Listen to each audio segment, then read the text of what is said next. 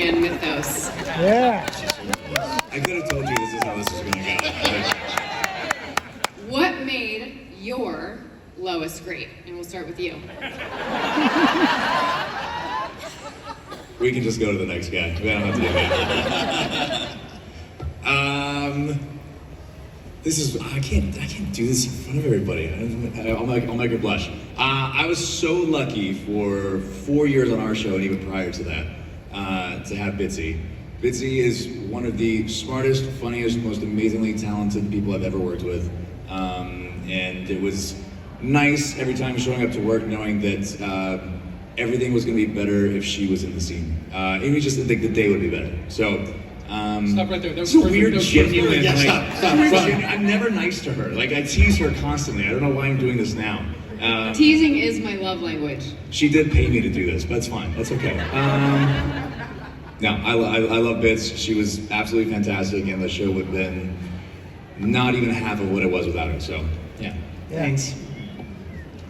My Lois name is Dana Delaney in Justice League and Justice League Unlimited. And what I loved about her was, is that she's wise and funny and grounded, not at all flaky, not at all flighty, from what I knew.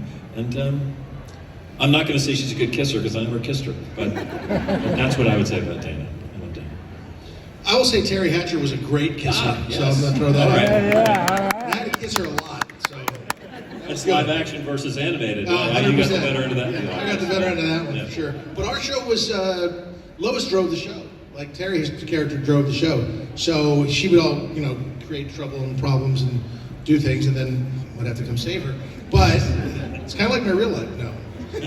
So she really drove the show. She was fantastic, and a great actress, and we were fortunate to have that on-screen chemistry, which worked out really well.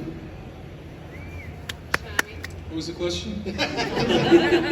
No, Erica Durance was great. She was such a breath of fresh air, and she would laugh hearing me say this. Her neurotic way that she would sort of operate within scenes was just so much fun, and we got to see my character in some comedy moments with her, which we didn't have a chance to do with some of the other characters.